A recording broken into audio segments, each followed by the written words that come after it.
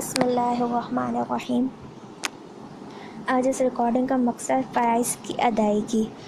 جب ہم یہ جملہ سنتے ہیں فرائض کی ادائیگی تو اس میں ہمارے ذہن میں سب سے پہلے ایک ذات آتی ہے اور وہ ہے رب تعالیٰ کی ذات، کیونکہ ہم اس کی مخلوق ہیں۔ اس نے ہمارے ذمے کچھ فرائض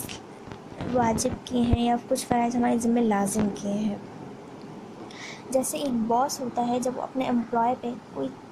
کچھ فرائض اپنے ہر امپلائی پہ الگ الگ فرائض لازم کرتا ہے،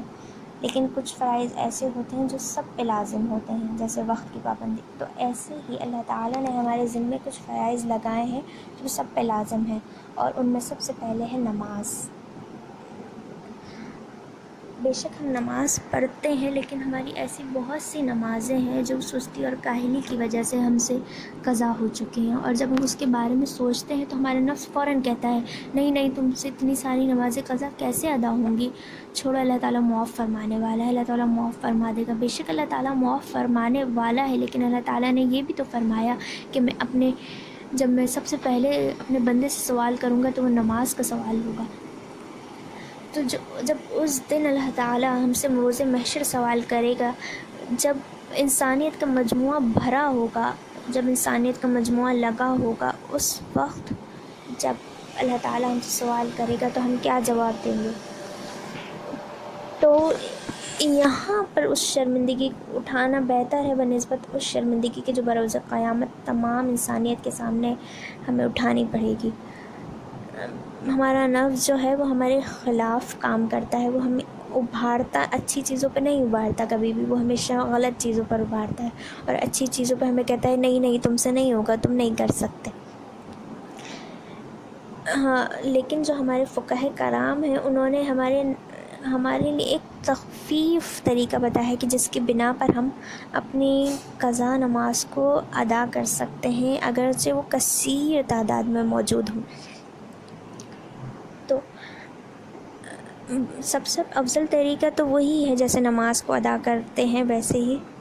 قضا نمازوں کو ادا کیا جائے۔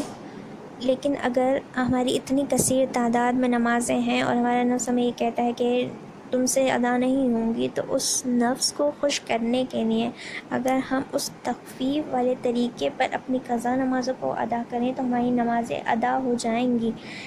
بنسبت یہ کہ ہم ان قضا نمازوں کو چھوڑ دیں اور اس آس پر بیٹھے رہیں کہ اللہ تعالیٰ ہمیں معاف فرما دے گا۔ بے شک اللہ تعالیٰ معاف فرمانے والا ہے، لیکن اللہ تعالیٰ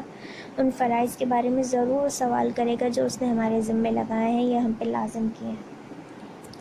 تو اس کا طریقہ یہ ہے کہ سب سے پہلے اللہ تعالیٰ سے توبہ کی جائے اپنی تمام قضا نمازوں پر، اللہ تعالیٰ سے توفیق مانگی جائے کہ اللہ تعالیٰ مجھے توفیق عطا فرما کہ میں اپنی تمام قضا نمازوں کو ادا کر سکوں۔ اب اس کے بعد یہ ہے کہ جب ہم قضا نماز کی نیت کریں تو اس میں سب سے پہلے یہ نیت کریں کہ میں نیت کرتی ہوں اپنی سب سے پہلی قضا نماز کی جو میرے ذمے ہے، واسطے اللہ تعالیٰ کے منہ میرا خانہ کعبہ شریف کی طرف اللہ اکبر، ایسے نیت کرنی ہے۔ اور ایک بات اپنے ذہن میں بٹھا لیجئے کہ جو ہمیں قضا نمازیں ادا کرنی ہوتی ہیں اس میں جو رکعتیں ادا کرنی ہوتی ہیں وہ صرف فرائض اور واجبات ہوتے ہیں، سنت اور نوافل کو ادا نہیں کرنا ہوتا اگر قضا ہو جائیں تو۔ اچھا، تو یہ 20 رکعتیں بنتی ہیں، 17 فرائض اور 3 واجبات، یعنی 3 وتر۔ اب ان کو ادا کیسے کرنا ہے؟ تو اس میں سب سے پہلے اس کا طریقہ یہ ہے کہ اگر ہمارے ذمے ہماری 2 رکعتیں فرض یعنی فجر کی قضا ہیں تو اس کو کیسے ادا کرنا ہے؟ اس کو ایسے ادا کرنا ہے کہ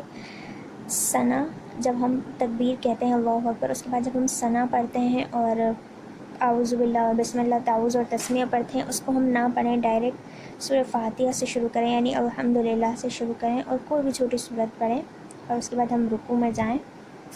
اور ہم سبحان ربی العظیم جو ہم پڑھتے ہیں، اگر ہم 3 مرتبہ پڑھتے ہیں، 7 مرتبہ پڑھتے ہیں یا اس سے زیادہ پڑھتے ہیں، تو اگر ہم صرف 1 مرتبہ پڑھیں تو ہمارا رکوع ادا ہو جائے گا۔ اسی طرح ہم سجدہ، اور جب ہم سجدہ کریں دونوں سجدوں میں 1 مرتبہ سبحان ربی الاعلیٰ پڑھیں۔ ایسے ہی دوسری رکعت بھی ہم ادا کریں، اور جب ہم ادا کریں تو اس میں ہم التحیات پڑھنے کے بعد درود ابراہیم اور درود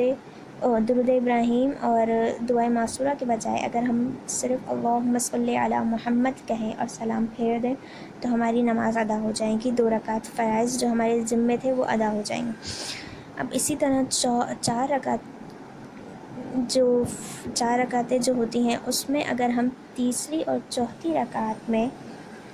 الحمدللہ کے بجائے سبحان اللہ سبحان اللہ سبحان اللہ 3 مرتبہ تیسری اور چوتھی رکعت میں پڑھیں اور ویسے ہی رکوع کریں جیسے بتایا ہے، اور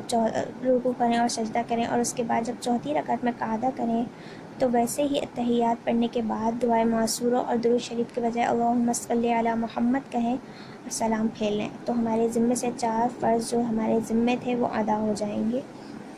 اور وطر کا طریقہ بالکل ویسے ہی ہے کہ ثنا اور اعوذ باللہ اور بسم اللہ نہ پڑھیں، الحمدللہ سے پڑھیں ڈائریکٹ، اور سورت پڑھیں اور رکوع میں 1 مرتبہ تسبیح پڑھیں، سجدے میں بھی 1 مرتبہ تسبیح پڑھیں، اور اس کے بعد جب ہم تیسری رکعت میں دعائے قنوت کے بجائے رب اغفر لی رب اغفر لی رب اغفر لی 3 مرتبہ پڑھیں، یا پھر اللہم اغفر لی اللہم اغفر لی اللہم اغفر لی پڑھیں، اور ویسے ہی قعدہ کریں اور درود ابراہیم اور دعائے معصورہ کے بجائے اللہم صلی علی محمد اللہ پڑھ کے اور سلام پھیر لیں تو ہمارا 3 وتر جو ہمارے ذمے تھے وہ ادا ہو جائیں گے۔ اللہ تعالیٰ سے دعا ہے کہ وہ ہمیں اس پر استقامت عطا فرمائے اور ہمیں عمل کرنے کی توفیق عطا فرمائے۔ وما علینا الا البلاغ۔